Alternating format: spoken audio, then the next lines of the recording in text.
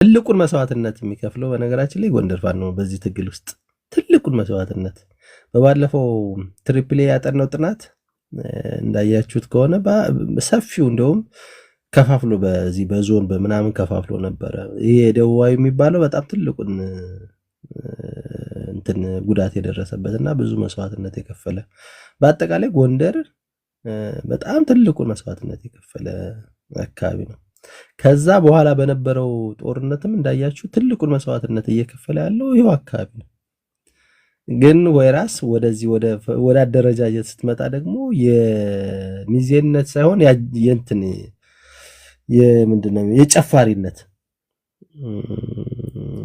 ደረጃ ነው የያዘ። ከሚዜዎች ሲገቡ በጎኑ ነው የሚያጨበጭ ማለት ነው፣ ማለት የሚጨፍር ማለት ነው። ሰርግ ላይ ሶሪ ተራዞ ማረጅ ሰርግ ላይ የሙሽራ ዳስ ወይም ደግሞ የሙሽራ ግቢ ልትገባ ስትል ለግፊያነት የሚያገለግል ጉልበታም ሰው ይዘት ይላል አናስገባም የሚለው ማለት ነው። ሚዜውን የሚከላከል ማለት አናስገባም የሚለውና ሚዜው እንዳይገፋ ሙሽራው እንዳይገፋ ምናምን የሚከላከልና የዛኛውን ገፍቶ ሰብሮ የሚገባ ማለት ነው። ለሚዜነት እንኳን አይደለም የሚበቃው። ለሚዜነት ያ ነው ጉድ ነው። እንደዛ እኮ ነው። የመሳሪያ አንጋቹ ነው እንዲኖር ነው እንግዲህ ያው ፖለቲካ ምናምን አይሆንም፣ መሪነቱም አይገባውም። መስዋዕትነቱን ግን ትከፍላለህ ነው።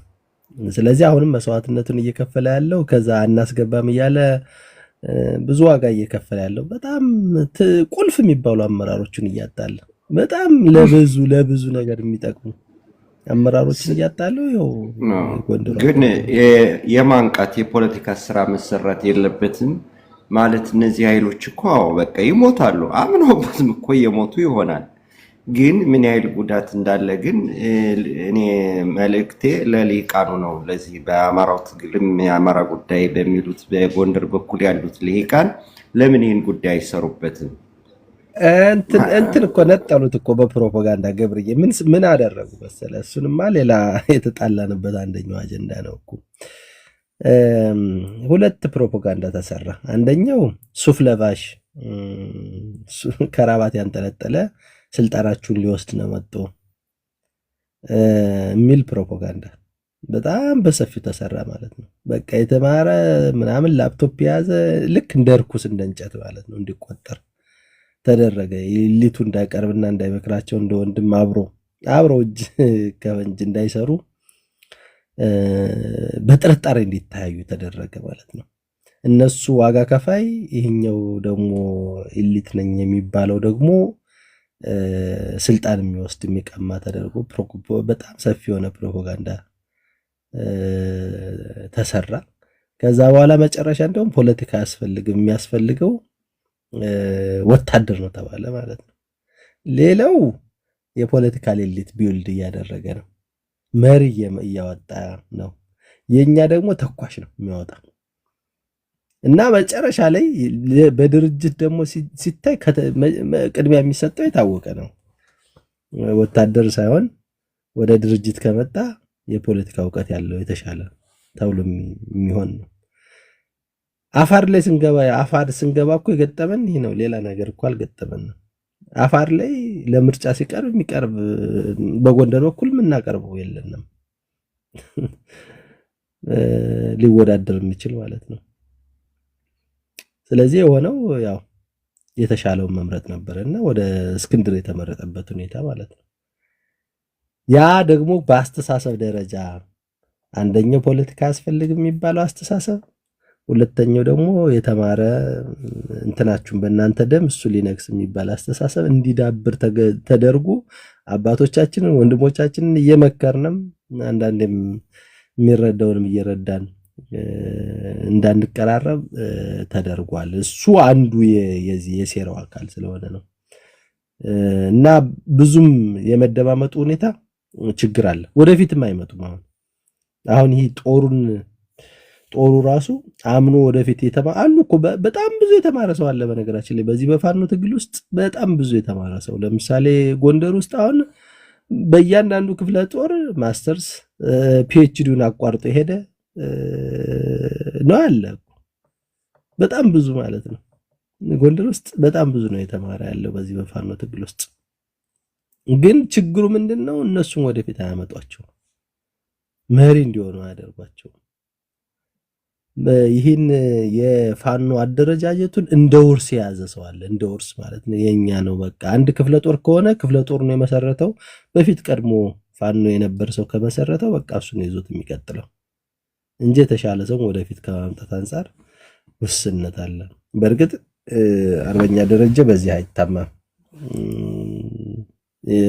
የሱ ልጆች እንትን ኬፓብል እያደረጋቸው አሉ። ልጆችም አሉ ደና አስተሳሰብ ያላቸውን ልጆች ወደፊት ለማምጣት እየተሞከረ ያለበት ሁኔታ አለ። ኤኒዌይስ ለምሳሌ ባለፈው ጎንደር ወደ አንድ ይምጣ ተብሎ እንደምታውቁት ወደ ቋራ ላይ የነበረው ስምምነት ታስታውሳላችሁ። እና መጨረሻ ላይ የገጠመን ችግር በእርግጥ መጨረሻ የተጨናገፈው በዚሁ አፋብን በሚባለው ነው የተጨናገፈው። ለምን እንደ ጎንደር አንድ ትሆናላችሁ እንደ አማራ አንድ ነው ተብሎ የጎንደሩ እንዲከሽፍ የተደረገው ማለት ነው። ሁለት ጊዜ ነው የከሸፈ የጎንደሩ። በአፋድ አንዴ በአፋድ ከሸፈ። እንደዚሁ የጎንደሮች ወደ አንድ ሲመጡ 40 ቀን የፈጀ ውይይት ተደርጎ መጨረሻ ላይ በቃ ስምምነት ተደርጎ መዋቅር እየተሰራ ባለበት ሰዓት አይ እንደ ጎንደር ለምን አንድ ትሆናላችሁ እንደ አማራ አንድ ተቋም እንስራ ተብሎ ወደ አፋድ ተመጣ ማለት ነው። ያው የጎንደሩ እንደተበተነ ቀረ። ሁለተኛ ላይ በተመሳሳይ ቋራ ላይ የተደረገው ማለት ነው እና አርበኛ ደረጀ እስከ ቋራ ሄደው ከነሳሚ ጋር ተገናኝተው በቃ በአካል ተገናኝተው ማለት ነው። በአካል ተገናኝተው የነበረውን ጥላቻ ሰብረው በአካል ተገናኝተው አንድነቱን ለማረጋገጥ መዋቅር ወደ መስራት ሲገባ እንዴት እንደ አማራ አንድ ትሆናላችሁ እንደ ጎንደር አንድ ትሆናላችሁ እንደ አማራ አንድ መሆን አለብን ተብሎ አሁንም እንዲተዋጎል ሆነ። ነገር ግን በዛ ውስጥ የገጠመን አንድ መሰረታዊ ችግር ነበረ። በተለይ የአመራር ቦታዎች ምደባ ላይ እንዴት ነው አመራር የሚመደበው ሲባል ሁሉም አመራር መሆን ፈለገ። ሁሉም አመራር። ከዛ ምንድነው የተደረገው? በቃ በጣ እንከፋፈል ተባለ። ጠቅላይ ግዛቱና የአንድነቱ በጣ ግማሽ ተደርጎ በጣ ተከፋፈሉ። ከዛ በጣ ከተከፋፈሉ በኋላ በጣ የተከፋፈሉትን ራሱ አመራር ሰው በእያንዳንዱ ሊመድቡ ሲሉ ሁሉም እኔ ምክትል ሆናለሁ፣ እኔ መሪ ሆናለሁ፣ እኔ ወታደራዊ አዛዥ ሆናለሁ ብሎ የራሱን መቅጦ በጣ። ከዛ መስማማቱ በጣም አደገኛ ሆነ ለመስማማት ማለት ነው። እና አጠቃላይ ሂደቱ ምንድነው? ጎንደር ላይ መስተካከል ያለበት ነገር ሁሉም ሰው ቴዎድሮስን መሆን አይችልም። መቼም የታወቀ ነው። አንድ ሰው ከፊት ይመጣል፣ ሁለተኛ ገብርዬ ይሆናል ማለት ነው።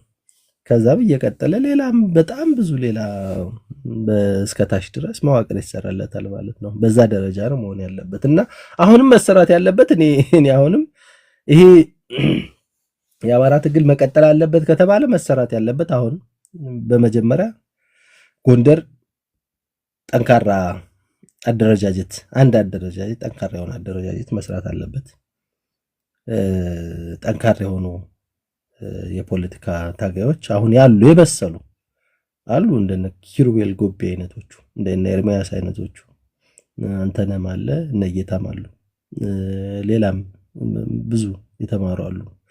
እነ መምህር ማን ነው አሉ። ብዙ ናቸው እና እነሱም ወደፊት መጣው በወታደር ደረጃ አይታማም ብዬ ነው። ጎንደር በጣም ብዙ ወታደር ተኳሽ ስላለ በዚህኛው ያሉትንም ወደፊት አምጥቶ ጠንካራ ደረጃዎች መስራት ያስፈልጋል ነው ዘመቻው። እዚህ በኋላ የሚቀጥለውም እሱ ነው የሚሆነው። ይሄ ነገር እንትኑ ከቀጠለ ማለት ነው እና እሱ ነው መሰረታዊ ችግሩ ጎንደር ላይ የገጠመን። በኢሊቱና በወታደሩ መካከል ከፍተኛ ጋፕና ጥርጣሬ እንዲፈጠር ተደርጎ ፕሮፓጋንዳ ስለተሰራ መቀራረቡና መደማመጡ አልነበረም። ግን አሁን ያው መከራ እያስተማረው ብዙ ሰዎች ቀና አመለካከት ያላቸው ፋኖች እየተፈጠሩ እየተማሩ እየተቀየሩ ነውና ጥሩ ይሆናል ብዬ አስባለሁ። ትግሉ ከቀጠለው ለወደፊቱ በዛ ደረጃ ነው እኔ የማየው። ስሬም እስካሁን አስተያየት ስላልሰጠ ወደ ስሬም ልሂድና ስሬም አለ ታንኪዩ ዶክተር ደረጀ ሁለት ነገሮችን ሀሳብ ልሰጥ ፈልጋለሁ። አንደኛው ገብርዬ ባነሳው ነጥብ ላይ፣ ሁለተኛ ላይ ደግሞ መሰረታዊ ችግሮቹን በመለየት ላይ። መሰረታዊ ችግሮቹ የምለው የህወሓትን ብልጽግናም ፋኖም ሲከሱት ይታያል። ግን ህወሓት ከግብፅ እና ከሻቢያ ጋር ተባብሮ ኢትዮጵያን ለማጥፋት የነደፋቸው ስትራቴጂዎች ኢትዮጵያን በብሔር ፖለቲካ መምራት፣ ኢትዮጵያን ትንንሽ አገር መበተን የሚሉት ላይ ህገ መንግስቱም እስካሁን ተቃውሞ ብልጽግናም ሲያደርግ አላየውም። የፋኖ ታጋይነን የሚሉትም ይህንን ሲያደርጉ አላየውም። በዋናነት ህወሓት የሰራውን ተሲስ እስካሁን ተቀብሎ በዚያው ላይ መሄድ ችግር አለ ከሁለቱም ጋር እና በዋናነት ችግሩ በብሔር ፖለቲካ ተደራጅቶ ኢትዮጵያን ማዳን፣ ማሳደግ፣ ሰላም ማድረግ አይቻልም። ሁለተኛ በብሔር ፖለቲካ የተከለለ ክልል በተለይም አሁን አማራ ክልል ስለሚመለከተን የአንድን አካባቢ ህዝብ መርጦ ለመግደል እንደ ፋሲካ ዳቦ በሰሜንም በደቡብም መቁረስና ማሳነት ከተቻለ ማጥፋት የሚል ስትራቴጂ ውስጥ ያለ ብልጽግናዎቹም ይህንኑ አምነው ተቀብለው ፋኖዎቹም ይህንኑ አምነው ተቀብለው ሲሄዱ አያለው። መፍትሄ የሚሆነው ገብርዬ የተናገረው አሁን ወቅቱን የጠበቀ ስለሆነ የጎንደር ፋኖ ለራሱም እየተመረጠ ከመገደል አካባቢውንም ከጥፋት ለመታደግ ከብልጽግናዎቹ ጋርም ይሁን ዞኑን አካባቢዎቹን ከሚመሩት ጋር ማለቴ ነው ከብሔራዊ መንግስቱም ጋር ይሁን አስቸኳይ የተኩስ አቁም ስምምነት ማድረግ ቢችል ራሳቸውን ችለው ተደራጅተው አቅም ያላቸው ወደ ፖለቲካ አመራሩ፣ አቅም የሌላቸው ደግሞ ቅድም እናንተ እንደተናገራችሁት አናስገባም ሰርገኛ ለሚለው በጣም የተመቹ ስለሆኑ ተኳሾች ስለሆኑ ጀግኖች ስለሆኑ አካባቢውን ፖሊስም ሆነው አድማ ብተናም ሆነው ቢያገለግሉ፣ ሌሎቹ ደግሞ ወደ መከላከያ ሰራዊቱ የሚቀላቀሉበትን እድል የሚያመቻቹበት ዘዴ ቢዘየድ። ምክንያቱም ይሄ ሁሉ አሁን የስራ እድል ሆኗል። ስራ የሌለው ወጣት ገንዘብ ማግኛ መተዳደሪያ አድርጎታል። ዝም ብለህ ተወው ብትለው እንኳን በዚህ አይነት የፖለቲካ ሰበካ ቀርቶ እንደው ትልልቆቹ ቄሶችም እንኳን ሄደው መስቀል ይዘው እባካችሁ ቢሉት በሚያውቁት ቋንቋ ሊመለስ አይችልም መተዳደሪያ ስለሆነ። እና እኔ የሚመስለኝ ገብርዬ ያነሳውን ሐሳብ ለብልጽግናዎቹም ለብልጽግና ቅርበት ያላቸው ሰዎች፣ ለፋኖዎቹም ለፋኖ ቅርበት ያላቸው ሰዎች እባካችሁ ጎንደር አካባቢ ያላችሁ ተፋላሚዎች አስቸኳይ የተኩስ አቁም ስምምነት አድርጉ እና አቅም ያላችሁ በዚህ መልኩ ቢመጣ ቢተዳደር ይሄ የትኛው የመፍትሄ አካል ይሆናል? በመጨረሻ ላይ ቅድም እናንተ እንዳላችሁት 50% ይሸፍናል ጎንደር ከአማራ ክልል አላችሁ። አውሮፓ ኮንቲኔንት ውስጥ ካሉት አገሮች ከ22 አገሮች ይበልጣል ጎንደር በቆዳ ስፋት፣ በህዝብ ብዛት ብቻ አይደለም። ኢትዮጵያን አሁን ባለው ወያኔ በፈጠረው አከላለል ኦሮሚያ የሚባለውን አንድ ትልቅ ክልል አድርጎ አማራ የሚባለውን አንድ ትልቅ ክልል አድርጎ ልማትም ዲሞክራሲም ሰላምም ማምጣት አይቻልም። ይሄ ጥያቄ ደግሞ በእኔ ወይ በእናንተ ብቻ ሳይሆን በአገሪቱ ሰራዊት ተደግፎ ቀርቧል። መዋቅሩ መሻሻል አለበት፣ የክልሎች አደራጃጅ ጂኦግራፊያዊ መሆን መቻል አለበት ብሏል። ለጊዜው ሊሆን ይመስላችኋል እንጂ ይሄ ሐሳብ አይን አውጥቶ ጥርስ አግጥጦ የመጣ ሐሳብ ነው፣ ይቀየራል። ስለዚህ የሚሆነው ጎንደር ራሱን ችሎ በራሱ ማስተዳደር አለበት። ይሄ እኔ የፈጠርኩት አይደለም፣ እናንተ የፈጠራችሁት አይደለም። ለሺህ ዘመን እንዲሆኑ የነበረ ነው። ሰው ሲሰለጥን ያልተማከለ አስተዳደርን እያስፋፋ ይሄዳል እንጂ አንድ ላይ ጨፍልቆ ወያኔ በፈጠረው አማራ ክልል አጥር ውስጥ ካልገባችሁ ብሎ ማዘዝ ከድንቁርና የበለጠ ሌላ ትልቅ ድንቁርና ነው። ለዚህ ስጠይቅ ኦሮሚያ እንደዚህ ሆኖ ሳለ ይልሃል። ኖ ኦሮሚያም እንደዚህ መሆኑ አይቀርም፣ ሌሎቹም መከለሳቸው መታረማቸው አይቀርም ብዬ አምናለሁ። እና የገብርዬን ሐሳብ በጣም ስክን ያለ ብስለት የተሞላበት ሁለቱንም ያገናዘበ ነው። ስለዚህ ሁለቱም ቅርበት ያላችሁ እያንዳንዳችን ለተለያዩ አካል ቅርበት አለን። ስለዚህ ቅርበት ያላችሁ ሰዎች ወንድሞቻችን አይገዳደሉ፣ ሀብት ንብረት አይውደም፣ ትምህርት ቤት አይውደም፣ መከራው በስቷል። የተኩስ አቁም ስምምነት እንዲያደርጉ ጥረት ይደረግ። ዝም ብለህ ጠመንጃህን አስረክብህና ና እጅ ስጥ የሚለው የብልጽግና አካሄድም የትም አያደርስም። ስጋትም አለን። እንዲያ እንዲሆን ብዙዎቻችን አንፈቅድም። ስጋት ስላለ ችግር ስላለበት አካባቢው። ስለዚህ ለሁለቱም በሚመች በሚጥም ቋንቋ ቢነገር የገብርዬ ሐሳብ ገዢ ይሆናል። ይሄ ለጎጃምም፣ ለወሎም፣ ለሸዋም ኦሮሚያ ውስጥም ላለው ኦሮሚያም እኮ እንደምታስቡት አይደለም። ከ2 ኪሎ ሜትር መንገድ ወጣ እንዳልክ ችግሩ ብዙ ነው። ስለዚህ ለአገርም መፍትሄ የሚሆነው እንደው ጠመንጃ በ21ኛው ክፍለ ዘመን እንደው መፍትሄ ይሆናል እንደ ጎበዝ።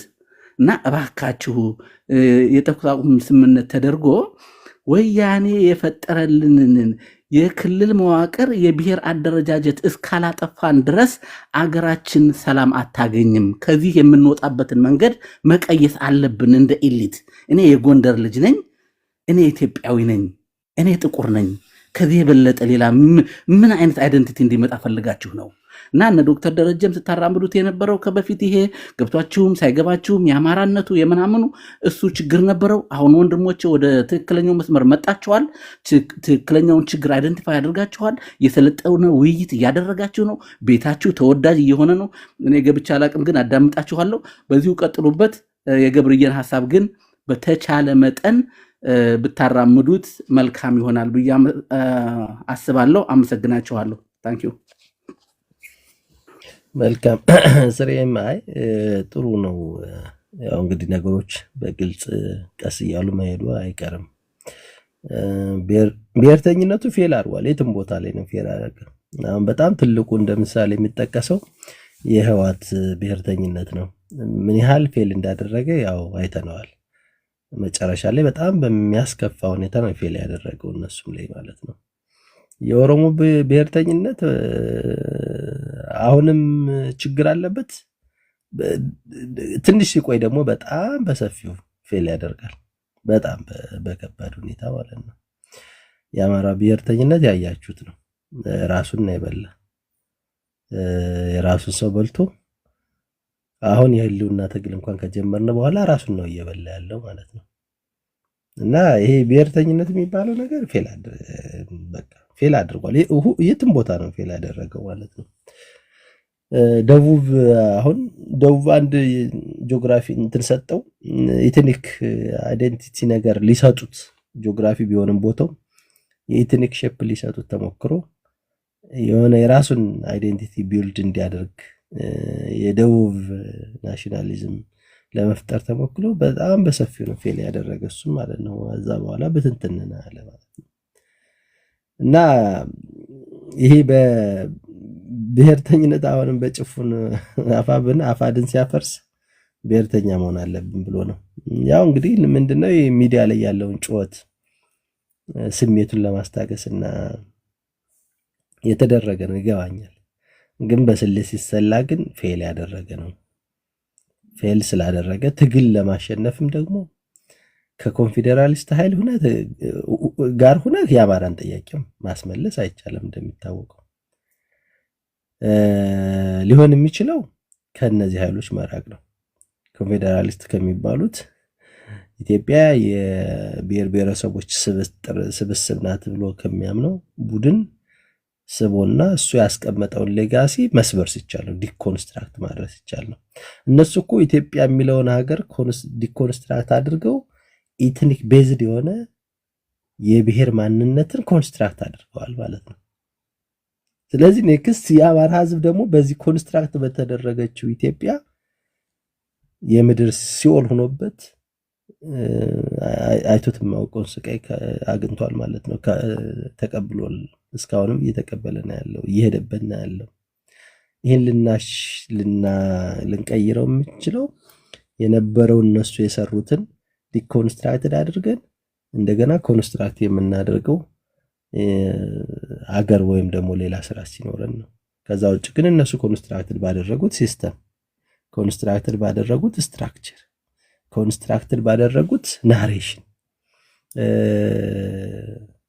ኮንስትራክትድ ባደረጉት ስትራክቸር፣ ኤትኒክ ቤዝድ ስትራክቸር ያን ይዘን የምንቀጥል ከሆነማ የህዋት ሌጋሲ አስቀጣዮች የህዋት ልጆች ነው የሚሆነው ማለት ነው። እኛ ግን ብሬክ ለማድረግ ነው እየሰራ የምንሰራ።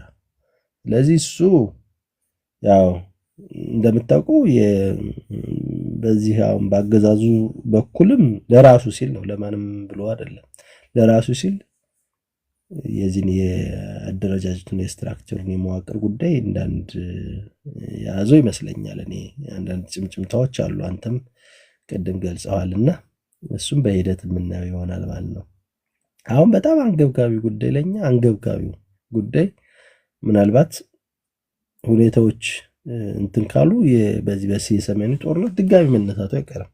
በተለይ የህዋት ድጋሚ ትንኮሳ ማድረጉን አይተውም። ምክንያቱም የተፈጠረበት ለማሳካት ያሰበው እነዚህን የአማራ ግዛቶችን ወስዶ ሀገረ ትግራይ የምትል አንዲት ሀገር ለመገንባት ነው ያሰበውና ያን እስካላሳካ ድረስ ትንኮሳውን አናቆም አሉ፣ በግልጽ ተናግረዋል ማለት ነው። እሱን ደግሞ ጦርነትም ሊጀምር ይችላል እና በዛ ጊዜ ከእጃችን ላይ ያለውን በስንት መስዋዕትነት ያስመለስነውን ግዛታችንን እና ማንነታችንን የመስዋዕትነት ዋጋችንን ማጣት የለብንም። ስለዚህ ቀድመን ማንቃት ያለብንን ማንቃት አለብን የሚለው በጣም አንገብጋቢ ስለሆነ ነው ጽምዶ ላይ የምናተኩረው ማለት ነው። ለነገም ለወደፊት የምናተኩረው እስከ መቼም ቢሆን ማለት ነው። አጀንዳችን ነው፣ አጀንዳችንን ማንለቀው ማለት ነው። እና የዚህ ጽምዶ መጨረሻ የችግሩን ፈጣሪዎች በተለይ ኮንፌዴራሊስቱ ኃይል ኦላንም ሆነ ህዋትን ይዞ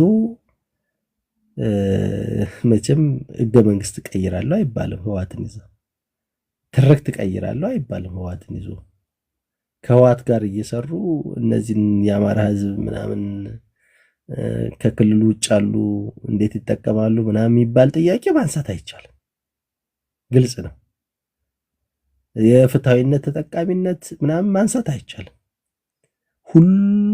ሁሉም ነገር የዘር ታልጋ ተሰጥቶት በሚኖርባት ሀገር ውስጥ ዘረኝነት፣ መጠቃቃት፣ አድሏዊ አሰራር፣ ሙሰኝነት ይጠፋል ማለት አይቻልም። ሁሉም ሰው ለሚፈልገው እያደላ ይሄዳል ማለት ነውና ያን አይነት ስርዓት አይደለም ደግሞ የአማራ ህዝብ ተጠቃሚ የሚያደርገው። ይህም ሁሉም አንደርስታንድ ያደርጋሉ ብዬ ነው የማስበው። እኛም አፋድን ስንደግፍ የነበረበትም አንዱ ዋነኛው ዓላማችን አፋድ ከዚህ ከኢትኒክ ቤዝድ ከሆነውና ኢትኒክ ናሽናሊስት ከሆነው በጣም ከጠበው ወጣ ያለ እሳቤን ይዞ ስለነበርና ለአማራ ህዝብ መዳኛ ሊሆን የሚችለው ፌል ያደረገው ኢትኒክ ናሽናሊዝም ወይም ብሔርተኝነት፣ በተለይም ደግሞ ጎሳ ተኮር ብሔርተኝነት ሳይሆን ዓላማ ተኮር የሆነ ብሔርተኝነት ቢሆን ጥሩ ነው እና ሁሉም ሰው እንደ ሰውነቱ የሚኖርበትን ሀገር መገንባት ብንችል ጥሩ ነው በሚል ነው።